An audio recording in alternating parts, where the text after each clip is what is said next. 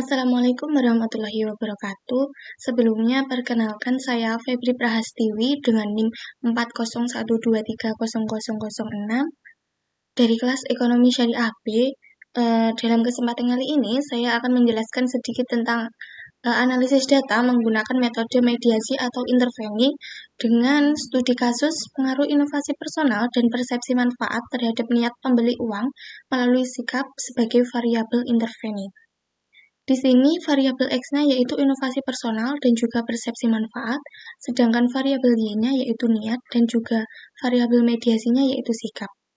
Dari masing-masing variabel tersebut dibangun oleh beberapa indikator. Yang pertama yaitu inovasi personal dibangun oleh IP1, IP2, dan IP3 dan IP4. Persepsi manfaat dibangun oleh PM1, PM2, PM3, dan PM4.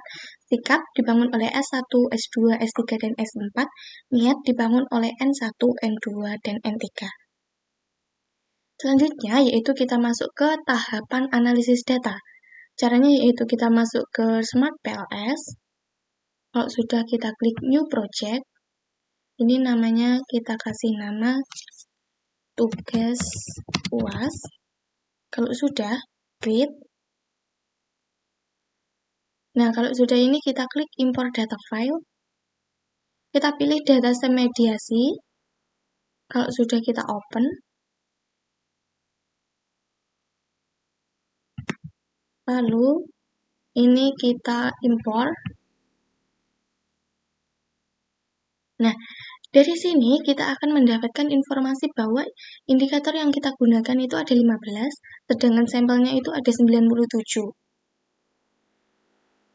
Lalu klik back. Kita pilih yang create model. Nah, ini tipe modelnya kita pilih yang PLSM. Model namanya kita kasih nama mediasi. Kalau sudah, kita save.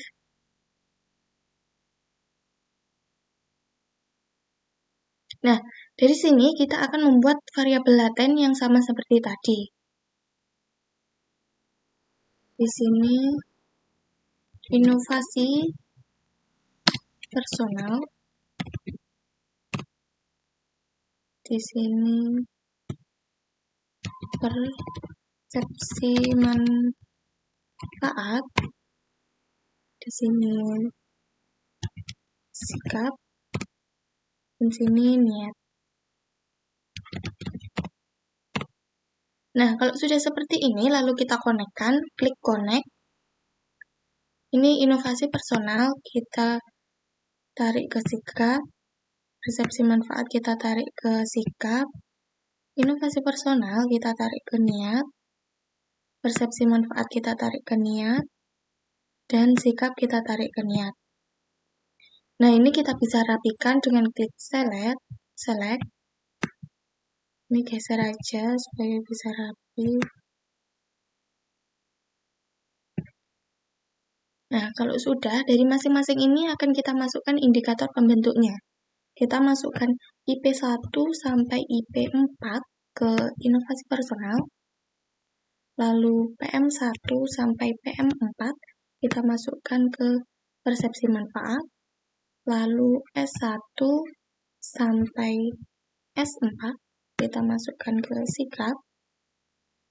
Lalu N1 sampai N3 kita masukkan ke niat. Nah, ini kita rapikan, kita taruh di kanan.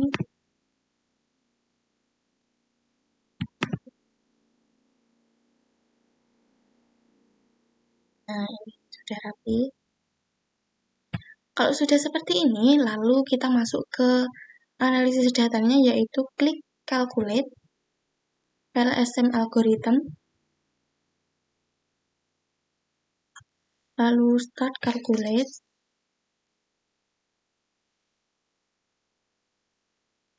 Nah, nanti kita akan mendapatkan hasil yang seperti ini. Cara membacanya yaitu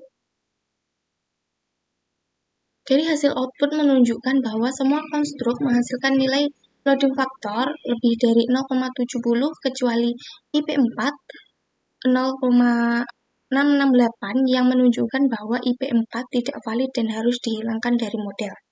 Cara menghilangkannya yaitu kita kembali ke Smart PLS, kita klik edit, ini IP4-nya ini kita delete. Kalau sudah, lalu kita klik calculate lagi, LSM algorithm, start calculation. Nah, ini hasilnya yang kedua, ketika IP4-nya sudah kita hapus. Dari hasil output menunjukkan bahwa semua indikator konstruk memiliki nilai loading faktor lebih dari 0,70 sehingga semua konstruk valid dan dapat dilanjutkan analisis selanjutnya. Sekarang kita masuk ke uji validitas diskriminan. Uji validitas diskriminan ini letaknya di diskriminan validity ini. Nah, ini dari sini kita lihat HTMT-nya. Pada hasil ini diketahui nilai HTMT yang kurang dari 0,9 sehingga pengujian diskriminan terpenuhi. Di sini nilainya 0,9, kurang dari 0,9 semua, jadi terpenuhi. Yang kedua, yaitu uji reabilitas. Uji reabilitas ini ada di bagian Construct Reliability and Validity. Kita pilih yang overview. Nah, ini hasilnya.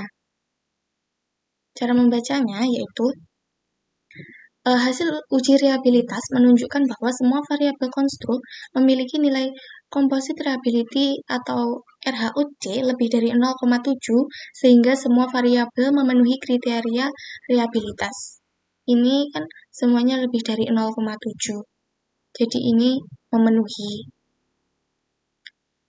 Kalau sudah, kita lanjut ke uji multikolinearitas. Kita masuk ke Smart PLS lagi. Uji multikolinearitas itu ada di bagian collinearity statistik PIF. Ini hasilnya. Kita lihat di outer model list. Nah, hasil uji multikolinearitas ini menunjukkan bahwa semua indikator konstruk memiliki nilai VIF kurang dari 10 sehingga tidak terjadi multikolinearitas pada model. Ini nilai VIF-nya kan kurang dari 10 semua, jadi tidak terjadi multikolinearitas.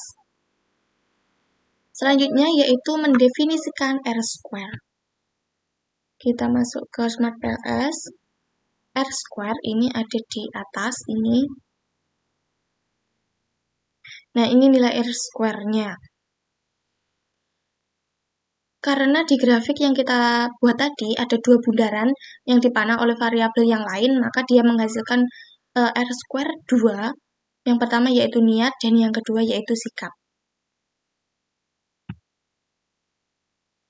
R-square niat menunjukkan nilai 0,660 yang menunjukkan bahwa variabel konstruk inovasi personal dan persepsi manfaat mampu menjelaskan variabel niat sebesar variabel sikap sebesar 6,60% atau model sangat lemah dan sisanya dipengaruhi oleh variabel konstruk lain di luar model.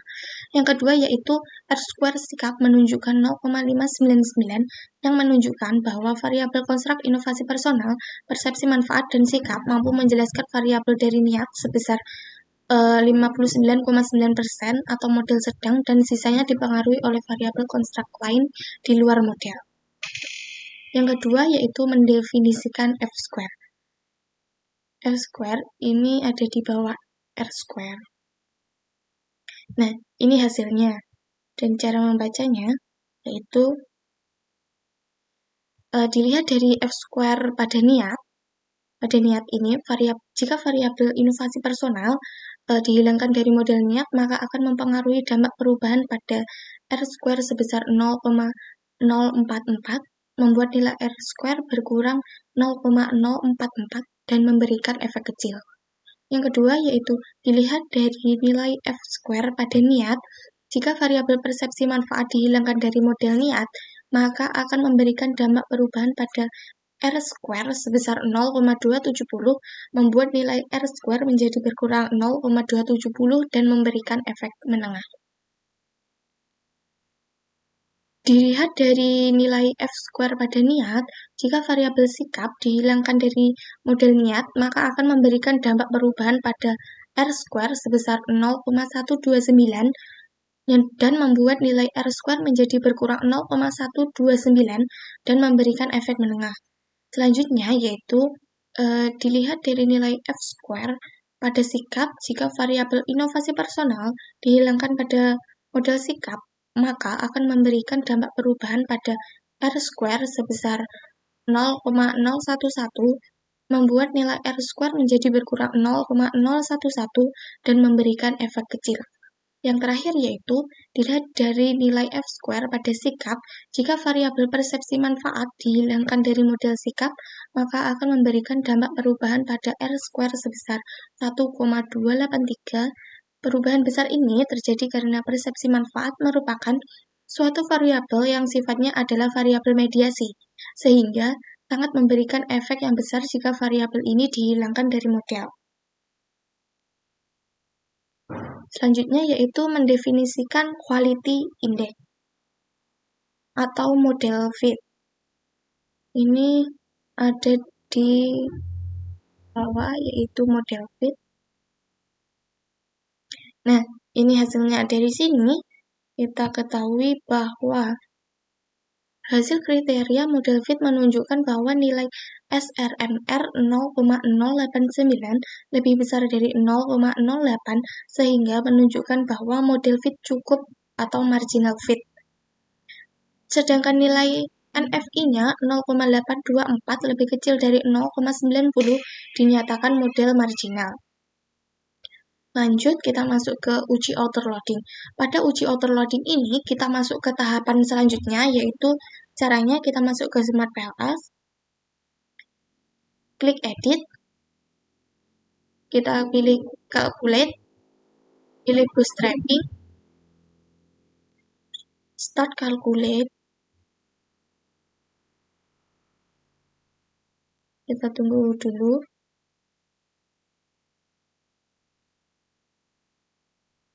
Nah, ini hasilnya.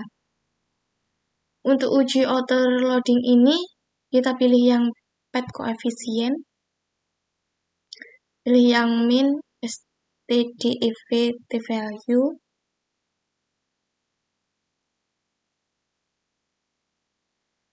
jika hijau ini berpengaruh dan jika merah ini tidak berpengaruh signifikan. Dari sini kita bisa lihat.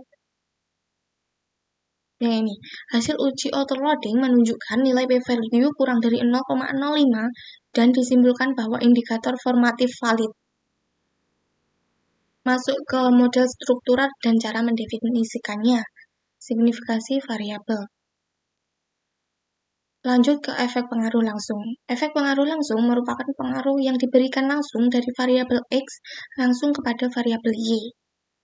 Efek pengaruh langsung ini ada di yang sama seperti tadi, path coefficient. Yang ini.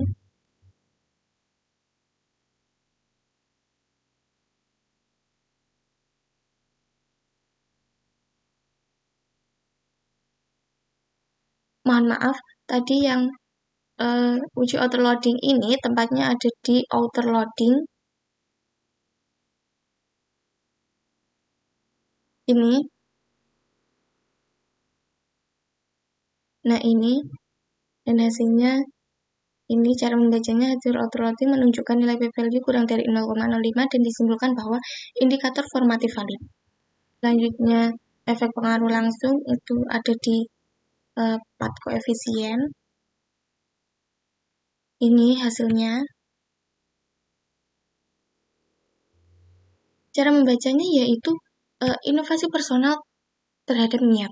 Koefisien pengaruh inovasi personal terhadap niat sebesar 0,128 menunjukkan bahwa inovasi personal memberikan pengaruh positif terhadap niat. Ketika inovasi personal meningkat, maka niat juga mengalami peningkatan.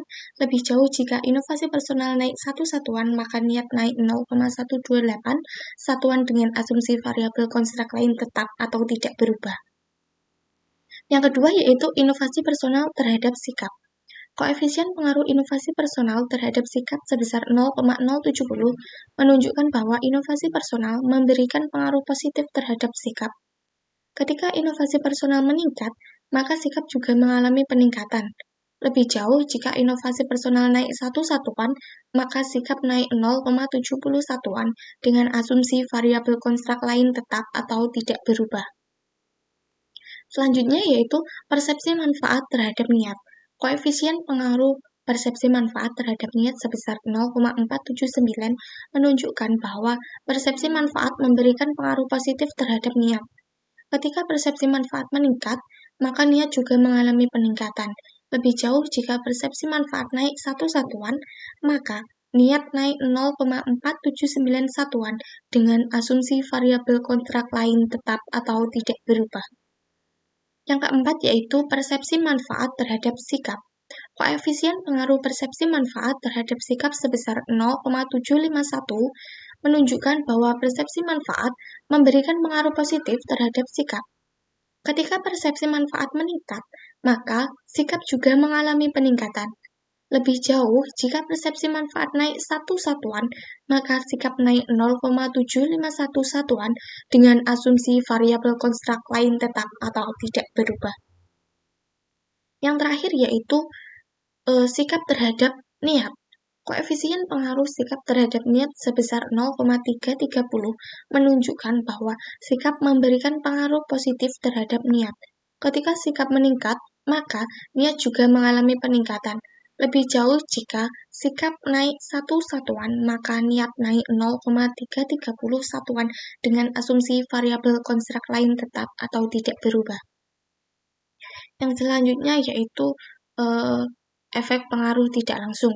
Ini ada di total indirect effect dan specific indirect effect. Nah, ini total indirect effect. Dan ini kalau sudah kita masukkan, ini lalu specific indirect effect.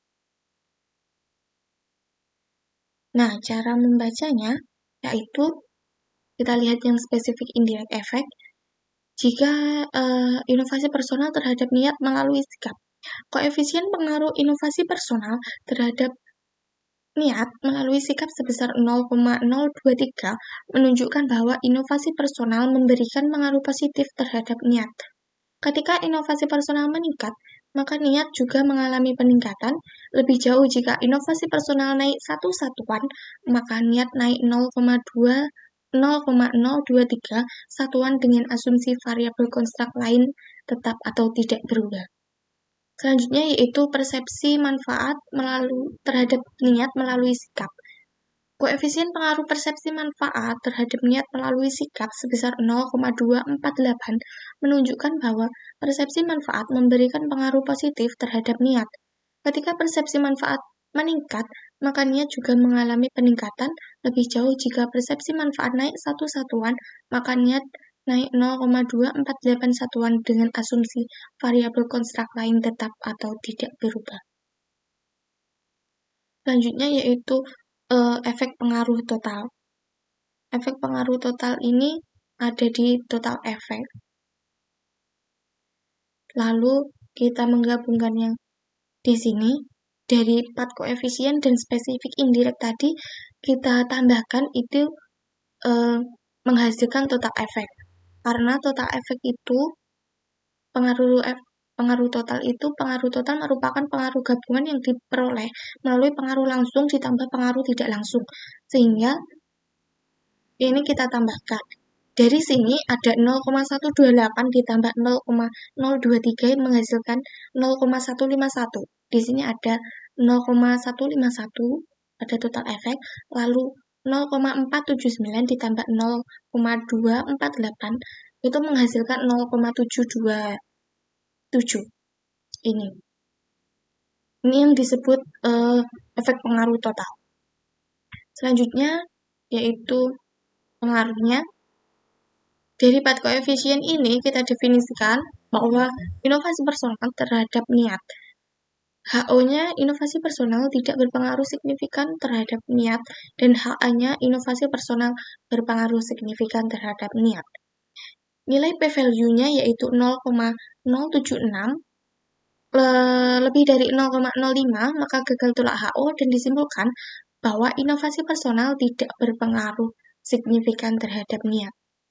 Yang kedua yaitu inovasi personal terhadap sikap. HO-nya yaitu inovasi personal tidak berpengaruh signifikan terhadap sikap, HA-nya inovasi personal berpengaruh signifikan terhadap sikap. Nilai p-value sebesar 0,419 lebih besar dari 0,05, maka gagal tolak HO dan disimpulkan inovasi personal tidak berpengaruh signifikan terhadap sikap. Selanjutnya yaitu persepsi manfaat terhadap niat. HO-nya persepsi manfaat tidak berpengaruh signifikan terhadap niat. HA-nya persepsi manfaat berpengaruh signifikan terhadap niat. Nilai p-value sebesar 0,000 lebih kecil dari 0,05, maka tolak HO dan disimpulkan persepsi manfaat berpengaruh signifikan terhadap niat. Yang keempat yaitu persepsi manfaat terhadap sikap. HO-nya persepsi manfaat tidak berpengaruh signifikan terhadap sikap. HA-nya persepsi manfaat berpengaruh signifikan terhadap sikap. Nilai p-value sebesar 0,000 kurang dari 0,05 maka tolak HO dan disimpulkan persepsi manfaat berpengaruh signifikan terhadap sikap. Yang terakhir yaitu sikap terhadap niat. HO-nya sikap tidak berpengaruh signifikan terhadap niat. HA-nya sikap berpengaruh signifikan terhadap niat. Nah, nilai p-value-nya yaitu sebesar 0,002 lebih kecil dari 0,05 maka tolak HO dan disimpulkan sikap berpengaruh signifikan terhadap niat. Yang kedua yaitu dari spesifik indirect effect, kita ketahui bahwa inovasi personal terhadap niat melalui sikap. HO-nya ini sikap tidak memediasi pengaruh inovasi personal terhadap niat dan HA-nya sikap memediasi pengaruh inovasi personal terhadap niat.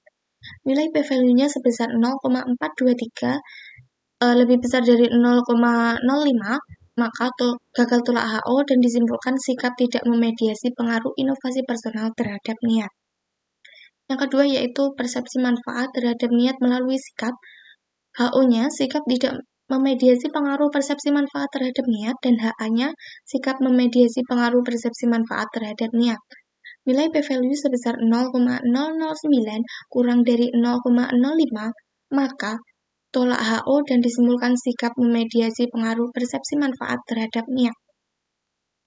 Yang terakhir yaitu kesimpulan. Yang pertama, inovasi personal tidak berpengaruh signifikan terhadap niat. Yang kedua, inovasi personal tidak berpengaruh signifikan terhadap sikap. Yang ketiga, persepsi manfaat berpengaruh signifikan terhadap niat. Yang keempat, persepsi manfaat berpengaruh signifikan terhadap sikap. Yang kelima yaitu sikap berpengaruh signifikan terhadap niat. Yang keenam, sikap tidak memediasi pengaruh inovasi personal terhadap niat. Yang ketujuh, yaitu sikap memediasi pengaruh persepsi manfaat terhadap niat. Sekian dari saya. Bila ada kurang lebihnya saya mohon maaf. Billahi taufiq wal hidayah. Wassalamualaikum warahmatullahi wabarakatuh.